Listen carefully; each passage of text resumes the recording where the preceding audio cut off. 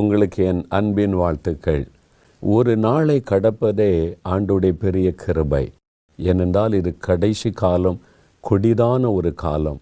நம்மை சுற்றி நடக்கிற நிகழ்வுகளை நீங்கள் பார்க்கும்போது இது கடைசி கால ஆபத்துகள் நிறைந்த ஒரு காலம். இது வேதத்தில் சொல்லப்பட்ட கடைசி கால ஆபத்துகள் இன்றைக்கு தேசத்தில் உலகத்தில் தீவிரமாய் நடந்து கொண்டிருக்கிறதை பார்க்கிறோம். இதுக்கு மத்தியில் நாம் ஒவ்வொரு நாளும் வாழ்ந்து ஒரு புதிய நாளை கடந்து வருவது ஆண்டவருடைய பெரிய கிருபை. ஒரு மாதத்தை கடந்து வருவது என்பது தேவனுடைய அளவில்லாத ஒரு கிருபை. அதை நினைத்து ஆண்டவருக்கு நம்ம நன்றி சொல்ல கடமைப்பட்டிருக்கிறோம். ஒரே நாளுக்குள்ளே எவ்வளோ பெரிய மாற்றங்கள் உண்டாகிறதை பார்க்கிறோம். அப்போ ஒரு மாதத்திற்குள்ளே எத்தனையோ மாற்றங்கள் உண்டாக வாய்ப்பு இருக்கிறது. எத்தனையோ ஆபத்துகள், விபத்துகள், நோய்கள், எதிர்பாராத நிகழ்வுகள் சிலரை ஸ்தம்பிக்க பண்ணி விடுகிறாரு. ஆனால் ஆண்டவர் உங்கள் மீதும் என் மீதும் வைத்த கிருபையின் நிமித்தம் நம்மை பாதுகாத்து தாங்கி நடத்தி வந்திருக்கிறார். ஒருவேளை சில சமயத்தில் சில வியாதியின் தாக்கங்கள், சில மனிதர்களால் வந்த போராட்டங்கள், சில பிரச்சனைகள் கடந்த மாதத்தில் உங்களை கலங்க பண்ணி இருக்கலாம். பயப்படாதங்க. இது நம்ம கடந்து செல்லக்கூடிய ஒரு பாதை, அவ்வளவுதான். அது நிரந்தரமாய் நம்மோடு தங்க முடியாது. அதிலிருந்து நமக்கு விடுதலை கொடுத்து ஜெயம் கொடுத்து நடத்துகிற ஒரு அற்புதமான ஆண்டவர் நமக்கு இருக்கிறார். அதனால பயப்படாதங்க. யாத்திராகமம் 14ஆம் அதிகாரம் 13வது வசனம். அப்பொழுது மோசே ஜனங்களை நோக்கி, பயப்படாதிருங்கள். இப்போ ஆண்டவர் உங்களை பார்த்து சொல்றார். கர்த்தருடைய வார்த்தையை தான் மோசே அறிவிக்கிறார். பயப்படாதிருங்கள். நீங்கள் நின்று கொண்டு இன்றைக்கு கர்த்தர் உங்களுக்கு செய்யும் ரட்சிப்பை பாருங்கள். இன்றைக்கு நீங்கள் காண்கிற எகிப்தியரை இனி என்றைக்கும் காண மாட்டீர்கள். ஆண்டவர் சொல்லுகிறார், stand still and see the salvation of the Lord today. இன்றைக்கு கர்த்தர் உங்களுக்கு செய்யப்போகிற ரட்சிப்பை பாருங்கள். பயப்படாதிருங்கள். இன்றைக்கு உள்ள சூழ்நிலை உங்களுக்குள்ள ஒரு பயத்தை கொடுத்து கொண்டிருக்கலாம். இப்படி ஒரு வியாதி தாக்கி விட்டதே, இப்படி ஒரு பிரச்சனை வந்து விட்டதே, குடும்பத்தில் இப்படிப்பட்ட ஒரு போராட்டம் வந்து விட்டதே, வேலையில், பிஸ்னஸில், ஊழியத்தில் நான் கடந்து போகிற பாதையில் பயப்படுத்துகிற மாதிரி ஒரு போராட்டம் வந்துட்டே அப்படி கலங்கி நிற்கிறீங்களா? ஆண்டவர் சொல்கிறாரு, பயப்படாதுங்க. நீங்கள் பயப்படுற மாதிரி ஒன்றும் நடக்க போகிறதில்லை. சாத்தான் சும்மா பயமுறுத்துவான், அவ்வளோதான் அவனால் செய்ய முடியும்.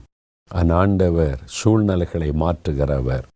பாருங்கள், இஸ்ரவேல் மக்களை எகிப்தின் அடிமைத்தனத்திலிருந்து ஆண்டவர் மோசையை கொண்டு விடுதலையாக்கி கொண்டு வருகிறார்.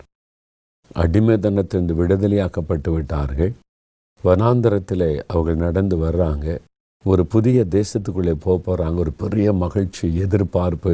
ஆண்டவர் நமக்கு வைத்திருக்கிற ஒரு பெரிய வாக்குத்தத்தத்தின் தேசம், அந்த ஆசீர்வாதத்தை சுதந்திரிக்க போகிறோம். இவ்வளவு நாள் பட்ட பாடுகளுக்கு ஒரு முடிவு வரப்போகிறது என்று ஒரு பெரிய சந்தோஷத்தோடு அவங்க புறப்பட்டு பிரயாணத்தை ஆரம்பிக்கிறார்கள். ஒரு கடல் குறுக்கிடுகிறாரு, செங்கடல் குறுக்கிட்டு அந்த செங்கடலுக்கு அருகிலே வந்து அவர்கள் பாளையம் இறங்குகிறார்கள்.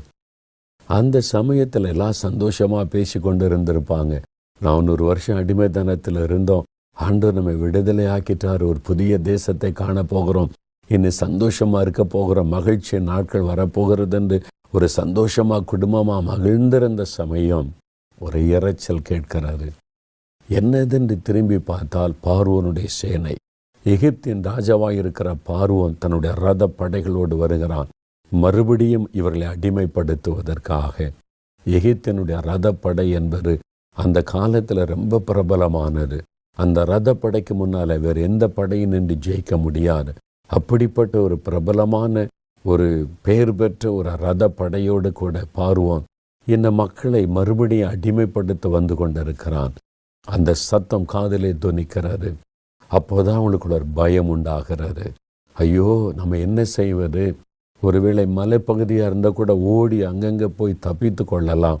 இந்த பக்கம் கடல், இந்த பக்கம் எதிரியினுடைய சேனை. முன்னாலேயும் போக முடியாது, பின்னாலேயும் திரும்ப முடியாது. ரெண்டுக்கு நடுவில் ஆபத்தில் அகப்பட்டு கொண்ட ஒரு சூழ்நிலை. அந்த சமயத்தில் அவங்க பயப்படுகிறார்கள். மனைவி, குழந்தைகள், பிள்ளைகளோடு இருக்கிறோமே, சத்துரு வந்து நம்மை சிதறடித்து அடிமையாக்கி விடுவானே என்கிற ஒரு பயம் உண்டாகிறது. அந்த சமயத்தில் தான் ஆண்டவருடைய வார்த்தை அவளுக்கு வருகிறது. பயப்படாதிருங்கள். உங்கள் வாழ்க்கையில் கூட ஐயா ஒரு பக்கம் முன்னேற முடியல தடை, இன்னொரு பக்கம் வியாதி, ஒரு பக்கம் மனிதரால் உண்டாகிற பிரச்சனை, இன்னொரு பக்கம் குடும்பத்துக்குள்ள உண்டாகிற வேண்டாத பிரச்சனை, ரெண்டு பக்கமும் இருக்கும். இந்த பக்கமும் போக முடியல, அந்த பக்கமும் போக முடியல, முன்னேறவும் முடியல, இங்கே தங்கியிருக்கவும் முடியல, ஆபத்து சூழ்ந்து வருகிறாரு. என்ன செய்வது என்கிற ஒரு கலக்கம், சூழ்நிலைகள் நிமித்தமாய் உண்டாகிற ஒரு பயம். பிள்ளைகளை படிக்க வைக்கணும் ஆசையும் இருக்குது, பண வசதி இல்லை, படிக்க வைக்கிறதுக்கு வழியும் திறக்கப்படலை. பணம் கிடைச்சா அங்கே இடம் கிடைக்க மாட்டேங்குது, இடம் கிடைச்சா பணம் கிடைக்க மாட்டேங்குது. என்ன செய்கிறாரு? வாழ்க்கையில் ஒரு பெரிய போராட்டம், தடுமாற்றமான சூழ்நிலை, முன்னேறவும் முடியாதபடி தடை, பின்னால் இருந்த ஆபத்து வருகிறது, சத்துரு வெள்ளம் போல வருகிறான். என்ன செய்வது என்று கலங்கி நிற்கிறீங்களா? ஆண்டவர் உங்களை பார்த்து சொல்லுகிறார், என் பிள்ளைகளே பயப்படாதங்க, இந்த சூழ்நிலைகளை கண்டு பயப்படாதருங்க. முன்னால் செங்கடல் அலை கொந்தளித்து கொண்டு இருக்கிறது, அதுக்குள்ளே இறங்குனா செத்து போயிடுவோமே, எப்படி, வழி இல்லையே, பயப்படாதங்க.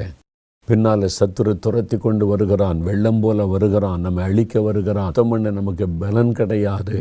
கலங்கி நிற்கிறீங்களா? அன்று சொல்லாரு, பயப்படாதங்க, நீங்கள் ஒன்றும் பண்ண வேண்டாம், நீங்கள் நின்று கொண்டு கர்த்தர் உங்களுக்கு செய்யும் ரட்சிப்பை பாருங்கள், பயப்படாதிருங்கள். நீங்கள் நின்று கொண்டு இன்றைக்கு கர்த்தர் உங்களுக்கு செய்யும் ரட்சிப்பை பாருங்கள். Stand still and see the salvation of the Lord today. சும்மா நின்று வேடிக்கை பாருங்கள். ஆண்டு சொல்கிறாரு, நீ ஒன்றும் பண்ண வேண்டாப்பா, நீ என் பிள்ளைங்க பயப்படாதுங்க, நான் இருக்கிறவங்களுக்கு, நீங்கள் நின்று கொண்டு வேடிக்கை பாருங்கள் அப்படின்னு ஆண்டு சொல்கிறாரு. ஏன்னா நான் உங்களுக்காக யுத்தம் பண்ண போகிறேன், நான் இந்த பிரச்சனையில் தலையிட போகிறேன், நான் உங்களுக்கு ஒரு வழி உண்டாக்க போகிறேன், நீங்கள் ஒன்றும் பண்ண வேண்டாம், சும்மா வேடிக்கை பாருங்கள் ஆண்டு சொல்லுங்கிறா. இன்றைக்கி நீங்கள் கலைஞன்னு இருக்கலாம், இதுக்கு என்ன பண்ணன்னு எனக்கு தெரியல, இந்த மாதிரி நெருக்கத்தில் இருக்கிறேனே அப்படின்னு கலங்கி நிற்கிறீங்களா? ஆண்டு சொல்ல, நீ ஒன்றும் செய்ய வேண்டாம் பிள்ளையே, என் மகனே, என் மகளே, நீ ஒன்றும் செய்ய வேண்டாம், சும்மா நின்று வேடிக்கை பார், நான் உனக்காக எல்லாத்தையும் செய்கிறேன் அப்படின்னு ஆண்டு சொல்கிறார். இப்போ ஆண்டு சொல்கிறார், நீ